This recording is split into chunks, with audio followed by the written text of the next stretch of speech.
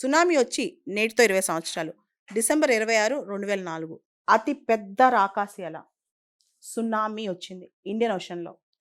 దానిలో భారతదేశం, కేవలం భారతదేశంలోనే 6,000 మందికి పైగా చనిపోయారు. అన్నిటికన్నా ఎక్కువ ఎఫెక్ట్ అయిన ప్రాంతం తమిళనాడు.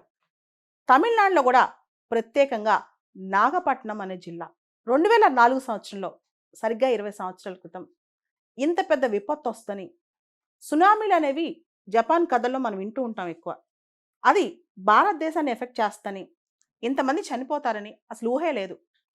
భారతదేశంలో డిజాస్టర్ మేనేజ్మెంట్‌కి, విపత్తు నిర్వహణ కోసం ఒక చట్టం కూడా లేదు అప్పట్లో.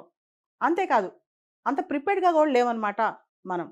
అటువంటి సందర్భంలో ఒక పెద్ద రాకాసి అల సముద్రంలో నుంచి వచ్చి మానవాళిని కబళించేసింది. కొన్ని వేల మంది చనిపోయారు. ఎక్కువ ఎఫెక్ట్ అయింది తమిళనాడు, పుదుచ్చేరి ఇలాంటి ప్రాంతాలన్నమాట. ఈ సునామీ వచ్చి నిన్నటితో 20 సంవత్సరాలు పూర్తయ్యాయి. అయితే దీనికి సంబంధించి ఒక ప్రత్యేకమైన కథని మనం ఇప్పుడు తెలుసుకోవాలి. అదే శ్రీ రాధాకృష్ణన్ గారు, అప్పట్లో ఉన్న నాగపట్నం కలెక్టర్. ఆయన ఎంత ఫాస్ట్‌గా రెస్పాండ్ అయ్యారు, ఎంత ఫాస్ట్‌గా ప్రజల్ని కాపాడారు. ఆయన్ని ఏపీజే అబ్దుల్ కలాం గారు కూడా, అప్పుడున్న ప్రెసిడెంట్, చాలా కొనియాడారు.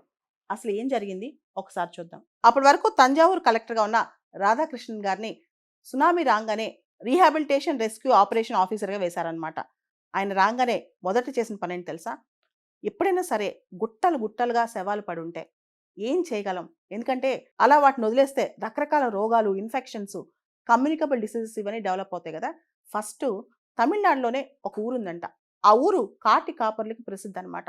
వాళ్ళందరినీ పిలుచుకొచ్చి, ఒక ఊరినే పిలుచుకొచ్చేసేసి ఇమీడియట్‌గా వితిన్ నో టైమ్, చాలా తక్కువ సమయంలో ఉన్న డెడ్ బాడీస్ అన్నిటిని చాలా డిగ్నిఫైడ్‌గా, లాస్ట్ రైట్స్ అంటే డిసాస్టర్స్ వచ్చినప్పుడు శవాలను కూడా అలా పడేస్తారనమాట. కానీ చాలా డిగ్నిఫైడ్‌గా వాళ్ళ యొక్క లాస్ట్ రైట్స్ కండక్ట్ చేపిచ్చి అన్ని శవాల్ని డిస్పోజ్ చేశారు. దానివల్ల ఎటువంటి డిసీజెస్ కానీ, ఇన్ఫెక్షన్స్ కానీ ఇవేమీ ప్రబలలేదనమాట. దాంతో పాటు ఆ ఏరియా మొత్తం కూడా డిస్‌ఇన్ఫెక్టెంట్స్ అవన్నీ కూడా చల్లించారనమాట, ఎటువంటి రోగాలు రాకుండా.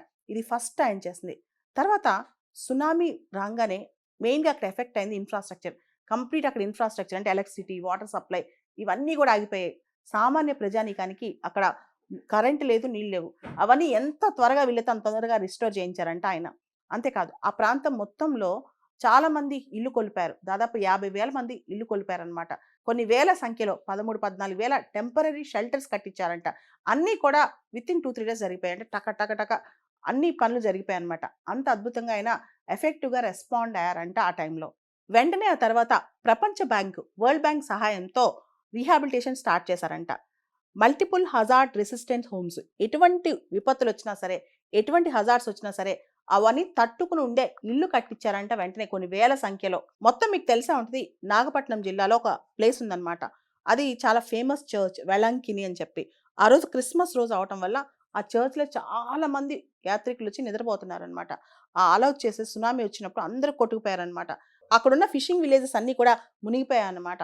ఆ టైంలో వాళ్ళందరికీ మళ్ళీ రీహాబిలిటేట్ చేయటం, వాళ్ళందరినీ కాపాడటం, వాళ్ళందరినీ సేఫ్ జోన్‌లోకి పంపించడం, ఇవన్నీ పనులు కూడా ఆయన స్వయంగా పరిశీలించి చేశారంట. మొత్తం ఆ ప్రాంతంలో డిజాస్టర్ రిస్క్ రిడక్షన్ మెజర్స్ అని స్టార్ట్ చేసి అంగన్వాడీ సెంటర్స్‌ని, కమ్యూనిటీ హెల్త్ సెంటర్స్‌ని, స్కూల్స్‌ని వీటన్నిటిని కూడా డిజాస్టర్ రెస్పాన్స్ సెంటర్స్‌గా మార్చి ప్రజలందరినీ కాపాడటానికి చాలా ట్రై చేశారంట. సో వీటన్నిటికి గాను ఆయనకి అవార్డ్స్ కూడా చాలా వచ్చాయన్నమాట రాధాకృష్ణన్ గారికి. ప్రతి ఐఏఎస్ ఆఫీసర్ కూడా ఈ దిశగా, అంటే సడన్‌గా విపత్తులు వచ్చినప్పుడు, ఏదైనా అనుకోని సంఘటన జరిగినప్పుడు ఎలా రెస్పాండ్ అవుతారనేది జీవితంలో చాలా ఇంపార్టెంట్. ముఖ్యంగా అధికారంలో ఉన్నప్పుడు, పవర్‌ఫుల్ పొజిషన్స్‌లో ఉన్నప్పుడు ప్రజల్ని కాపాడే బాధ్యత కూడా వాళ్ళకి ఎక్కువ ఉంటుంది. వీటన్నిటితో పాటు రోడ్లని పునర్నిర్మాణం చేయటము, షెల్టర్ వాల్స్ అన్ని కట్టించడము, ఇల్లు కట్టించడము, అంతేకాదు కోస్ట్ ఏరియాస్‌లో, సీ బెల్ట్‌లో ఈ సునామీస్ ఇలాంటివి వచ్చినప్పుడు ఎత్తైన పెద్ద పెద్ద వాల్స్ ఉంటాయన్నమాట. సీ వాల్స్ అని చెప్పి. ఇది జపాన్‌లో చేస్తుంటారు. జపాన్‌లో, ఇతరత్ర దేశాల్లో సునామీస్ కానీ ఇలాంటి సముద్రంలో వచ్చినప్పుడు అది అలలు వచ్చి డైరెక్ట్‌గా ల్యాండ్‌కి తాకకుండా పెద్ద పెద్ద ఎత్తైన గోడలు కడతారనమాట. వాటినే సీ వాల్స్ అంటారు. అలాంటివి కూడా ప్లాన్ చేసి కన్‌స్ట్రక్ట్ చేపిస్తున్నారు ఈ ప్రాంతంలో. గవర్నమెంట్ పర్యవేక్షణ సపోర్ట్‌తో పాటు సునామీ వచ్చిన తమిళనాడు ప్రాంతంలో దాదాపు 400 ఎన్‌జీఓస్ వచ్చి సపోర్ట్ చేశాయంట. ముఖ్యంగా counselling, trauma counselling, medical help, rehabilitation help, rescue help, ఇలా 400 ఎన్‌జీఓస్ ఒకటేసారి వచ్చి సపోర్ట్ చేశాయంట. 2004 డిసెంబర్‌లో వచ్చిన సునామీ మనకి పెద్ద పాఠాన్ని నేర్పించింది. మనం డిసాస్టర్ రిలీఫ్, రెస్క్యూ, రికవరీ వీటన్నిటికి సంబంధించి చట్టమే తీసుకొచ్చాం. ఒక హోలిస్టిక్ చట్టం తీసుకొచ్చాం. అదే డిజాస్టర్ మేనేజ్మెంట్ యాక్ట్ 2005. దాని కింద national disaster management authority, state disaster management authorities, disaster response force, దాంతోపాటు ఇంటర్నేషనల్ ఫ్రేమ్వర్క్ అయిన సెండై ఫ్రేమ్వర్క్ సూచనలతో మనం కూడా డిజాస్టర్ మేనేజ్మెంట్ ప్లాన్స్ తయారు చేసుకుంటున్నాం అనమాట. 2005 సంవత్సరంలో పాస్ అయిన డిజాస్టర్ మేనేజ్మెంట్ యాక్ట్ అంటే విపత్తు నిర్వహణ చట్టానికి రీసెంట్గా లోక్సభలో సవరణ బిల్లు కూడా పెట్టారు. అది పాస్ అయిపోయింది కూడా. రాజ్యసభలో పాస్ కావాల్సి ఉందన్నమాట. అసలు సవరణ చట్టంలో ఏముందంటే national disaster management authority, state disaster management authority, district level disaster management authorities వీటన్నిటికీ అసిస్ట్ చేయడానికి ఎగ్జిక్యూటివ్ అథారిటీస్ని కూడా కన్స్టిట్యూట్ చేయడం అనమాట. National executive committee, state executive committee, ఈ కమిటీస్ డిజాస్టర్ మేనేజ్మెంట్ అథారిటీస్కి నేషనల్ లెవెల్లో, స్టేట్ లెవెల్లో సపోర్ట్ చేసి హెల్ప్ చేస్తూ ఉంటాయి అనమాట. డిజాస్టర్స్ వచ్చిన టైంలో ప్రతిరోజు చాలా డిజాస్టర్స్కి ప్రిపేర్నెస్గా ఉంటాం. అడ్వాన్స్డ్ వార్నింగ్ సిస్టమ్స్ తయారు చేయడం, దాని తర్వాత డిజాస్టర్ వచ్చినప్పుడు రెస్క్యూ, రీహాబిలిటేషన్కి కోఆర్డినేషన్ అవసరం కాబట్టి ఈ ఎగ్జిక్యూటివ్ అథారిటీస్ని తీసుకొస్తున్నారు.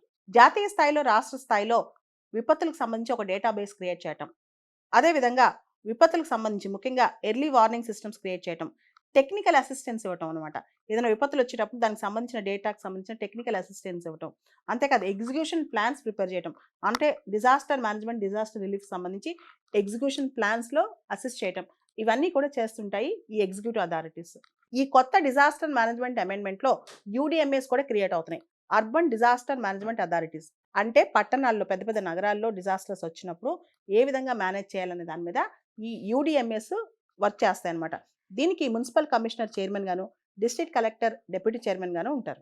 ఇప్పటికే ఏర్పడిన కొన్ని committees, national crisis management committee, high level committee, ఇటువంటి కమిటీస్ డిజాస్టర్ మేనేజ్మెంట్ సంబంధించిన ఈ కమిటీస్కి స్టాట్యుటరీ స్టేటస్ ఇస్తుంది ఈ కొత్త amendment bill, disaster management amendment bill 2024. National crisis management committee ఏదైతే ఉందో చాలా సీరియస్ డామిఫికేషన్స్ ఉన్న డిజాస్టర్స్, చాలా దారుణమైన డిజాస్టర్స్ వచ్చినప్పుడు అది నోడల్ ఏజెన్సీగా పనిచేస్తుంది. అదేవిధంగా హై లెవెల్ కమిటీ అనేది స్టేట్ గవర్నమెంట్స్కి ఫినాన్షియల్ అసిస్టెన్స్, ఏదైతే డిజాస్టర్స్ వస్తాయో అప్పుడు ఆర్థికపరమైన సహాయం అందించడంలో హై లెవెల్ కమిటీ వర్క్ చేస్తుంది అనమాట. డిజాస్టర్ అంటేనే అనుకోకుండా వచ్చే విపత్తు, అనుకోకుండా వచ్చే ముప్పు. ఈ ప్రజెంట్ డే ఛాలెంజెస్లో ముఖ్యంగా క్లైమేట్ చేంజ్ ఎరాలో ఏ డిజాస్టర్ ఎప్పుడు వస్తుందో మనం కనిపెట్టలేం అనమాట. కాబట్టి ప్రిపేర్డ్గా ఉండటం అనేది చాలా ముఖ్యం, చాలా అవసరం. చిన్నపిల్లల దగ్గర నుంచి పెద్దవాళ్ళ వరకు ప్రతి డిజాస్టర్ సంబంధించి రెస్పాన్స్ రిలీఫ్ ట్రైనింగ్ అనేది చాలా ఇంపార్టెంట్ ఇప్పుడు భారతదేశంలో. సునామీ నేర్పిన పాఠం ఇది. ఇది ఒక భయంకరమైన పాఠం మన దేశానికి.